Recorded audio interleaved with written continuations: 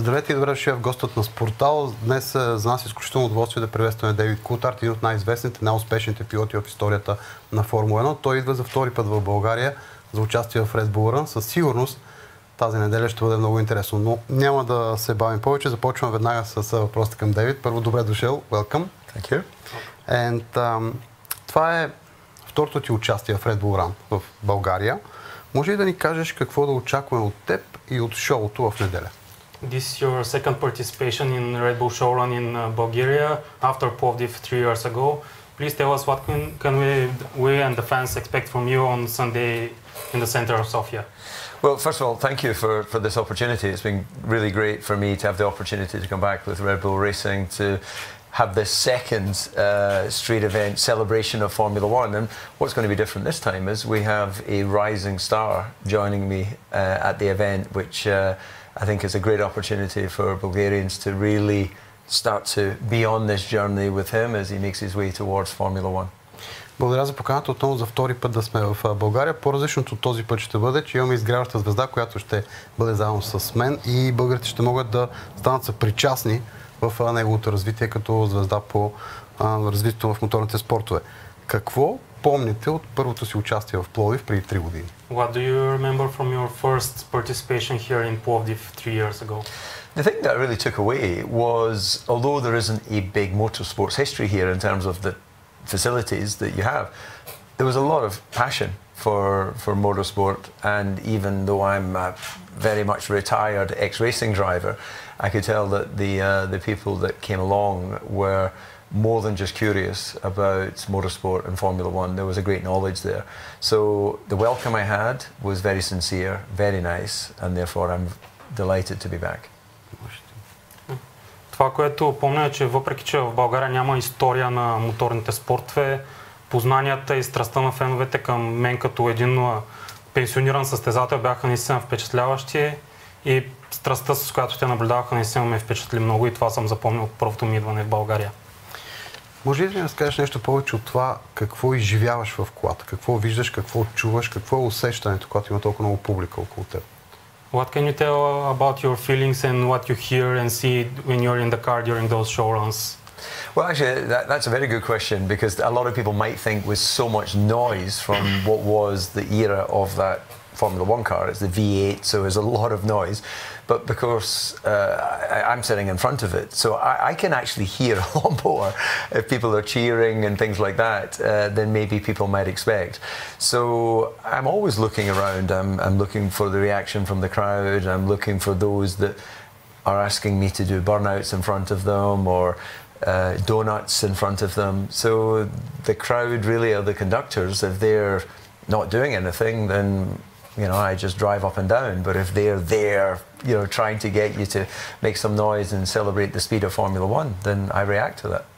Всъщност много хора си мислят, че тъй като тази кола от старата епоха с V8 двигателите, шумните, аз не чувам нищо, но всъщност аз стоя пред целият този шум и чувам страстта и виковете на феновете, виждам кога те искат да направят донати пред тях и реагирам. Реално феновете са кондукторите на това, което се случва на трасето и те водят начина, по който аз пилотирам. Чудесно. Сега ще те питаме малко и за настоящия сезон. В сърцето сме на европейските стартове, но виждаме как последните години Формула 1 все повече и повече започва да се отделя от тях. Какво мислиш за тази промяна, която надстъпва? We're in the heart of the European season now in Formula One, which is full with classic tracks. But in the last few years, Formula One is using more and more street tracks. What's your opinion on that shift?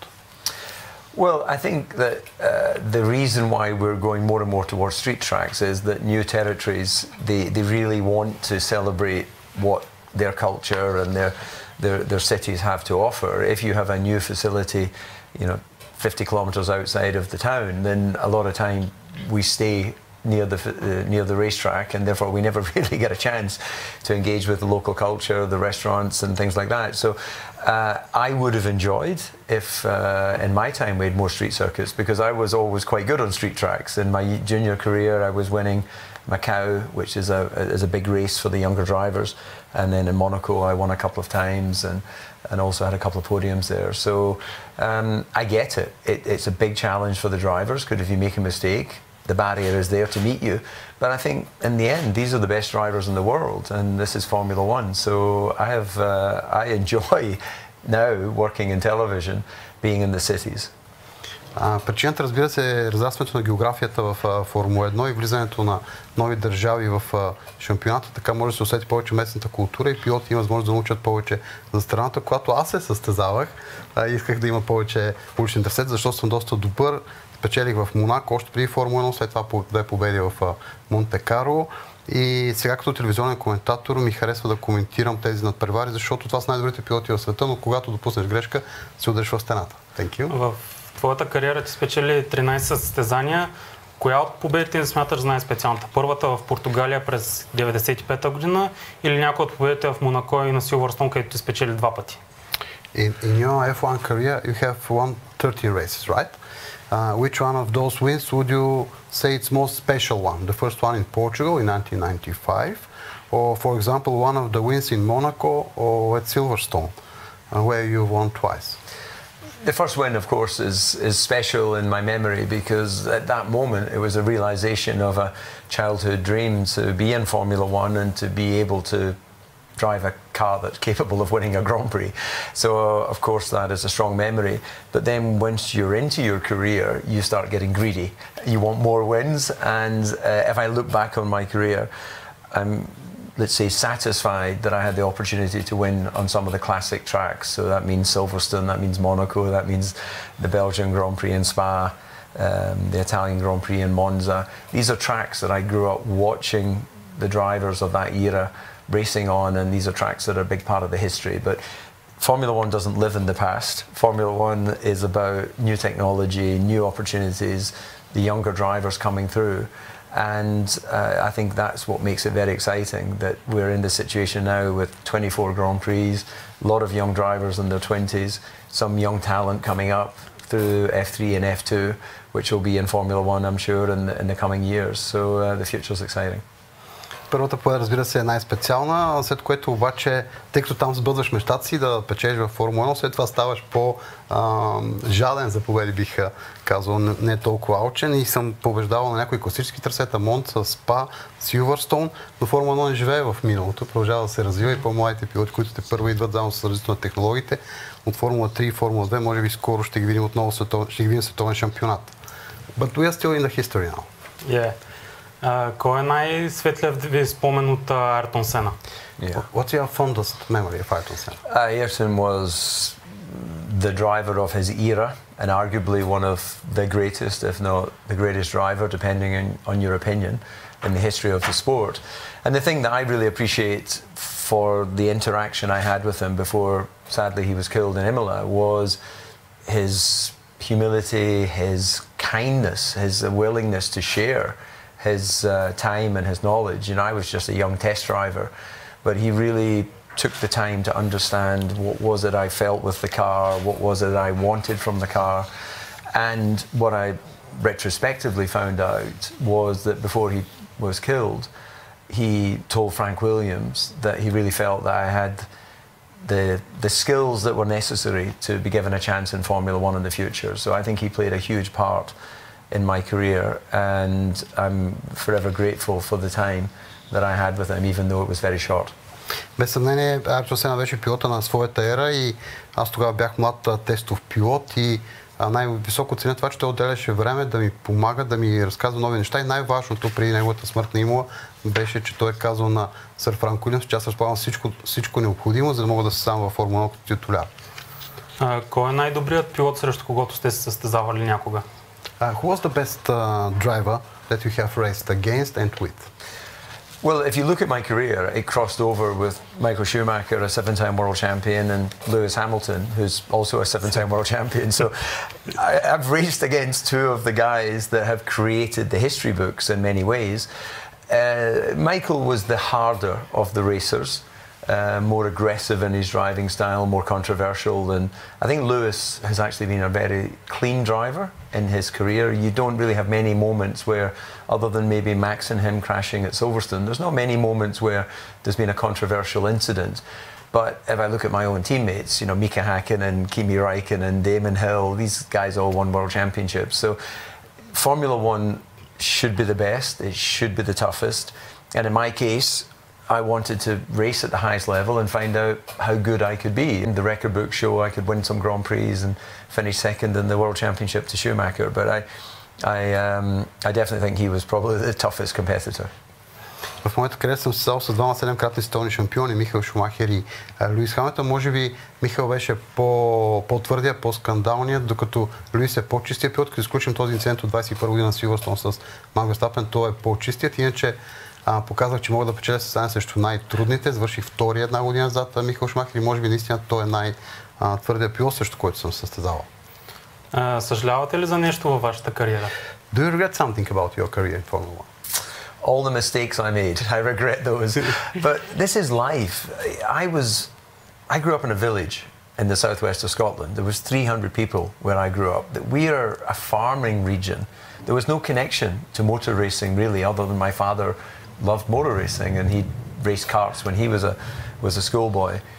So the world I grew up in was so far away from this professional industry that I now know that I was, even though, 23, 24 when I entered Formula 1, it took me until maybe I was 29 or 30 before I really not understood driving a race car, but I understood the world of Formula 1 and understood the professionalism.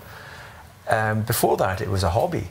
You know, I'd go and I'd race my Formula 1 car and I would go home. And then I realized this is a profession and you have to act accordingly, and everything became a lot more structured, a lot more focused. So my regret is lack of knowledge. My regret is the mistakes that came from that lack of knowledge. But in the end, has my life been amazing? It's been absolutely incredible. So how can I regret when the overall journey is I'm 54, I'm still here, I'm in Bulgaria with you guys, about to drive a Formula 1 car, to be part of that with some young talent as well, seeing the enthusiasm that they have, seeing how much more they're prepared than I was when I entered the sport. I feel good, so I'm not complaining. Съжалявам, разбира се, за всички грешки, които съм направил, но аз дебютирах във Формула на 23-24 години, трябваше да стана на 29-30, преди да осъзная как работи целият механизъм на професионалния спорт, тъй като съм израснал в село с 300 жители, което беше много далеч от моторните спортове. И може би наистина съжалявам за грешките, които постигнах през годините, за липсата на знания как точно работят моторните спортове. We can go now to the current affairs current season, yes. 2025. Как мислите, ще се развие битката за световния титул между първите трима в класирането? How do you think the battle for the championship between Oscar Piastri, Lando Norris and Max Verstappen will develop from here on to the end of this season? Yeah, look, I'm curious, like everybody, because although I go to a lot of the Grand Prix and I work in television, and clearly I still have a very close relationship with Red Bull, the last team that I drove for in Formula 1, then it just feels, being realistic, that the momentum is with McLaren. The two drivers are winning more Grand Prix. Max is exceptional, we all know that, but at the moment it just doesn't feel the momentum is with Red Bull Racing. But anyone who follows this sport closely knows that you're one upgrade away from unleashing the potential of your car.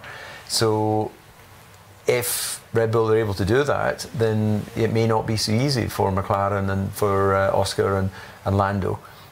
If that doesn't happen, and there's a lot of ifs in my answer, then it looks very much like those two drivers in McLaren will be fighting for this championship, and its momentum is now with Oscar. And Oscar, I saw him last night actually. I had dinner with my old teammate Mark Webber in Monaco, and Oscar came to join us, and he's very chilled, very relaxed and very focused, and that may be his superpower. It remains to be seen what will happen, but what do you guys think? Who do you think is going to be the champion at the end of the year? Това, което мога да кажа, че като всеки друг аз съм любопитен как ще се развие битката за световната титла. Знаем, че във Формула 1 винаги си на един апгрейд от това да отключиш потенциал на своята кола. В момента бих казал, че инерцията е на страната на Макларен, докато Макс е великолепен, но просто инерцията не е на негова страна. Знам, че в моят отговор има много акота, но според мен е по-вероятно титлата да се реши между двамата пилоти на Макларен. We'll answer to your question later. Okay. Yes. But, какво е мнението ви за трансфера на Луис Хамилтън в Ферари? Може ли да постигне успехи с италианския тим? What's your opinion of the biggest transfer maybe in Formula 1 history, Lewis Hamilton going to Ferrari? Do you think that in the future he can have success with the prancing horse? I remember when the news came out, I was really surprised.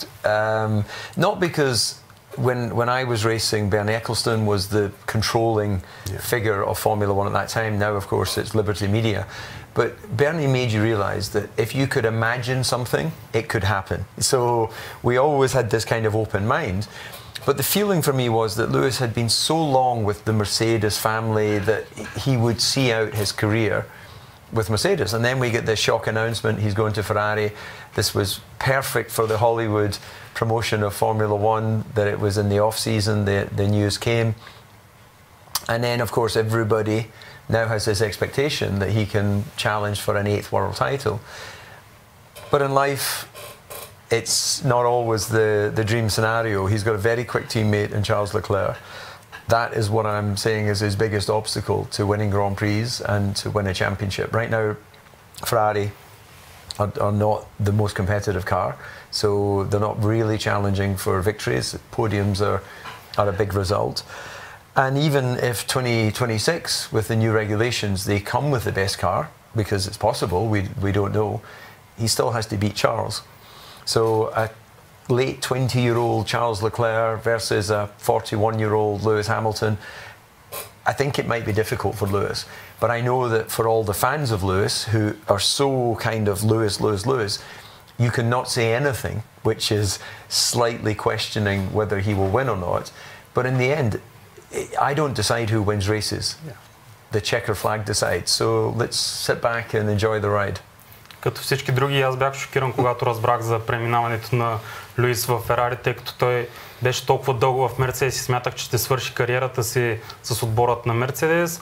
Според мен най-голямото препятствие пред него, дори Ферари до година да имат най-силната класа с новите правила, е Шарло Леклер, който е 20 и няколко годишен млад амбициозен състезател срещу 41 годишният Луис. Така че според мен това е най-голямото препятствие пред Луис Хамилтън.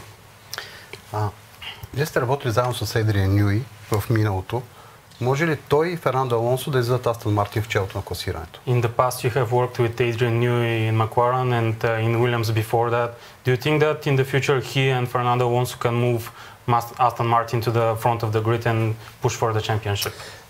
Adrian I worked with, as you say, at Williams, McLaren, and then I was part of those that persuaded him to come to Red Bull. I think Adrian is the champion of champions in terms of design, and he will undoubtedly be an asset for Aston Martin, whether everything aligns to enable him to come with a good car in 26.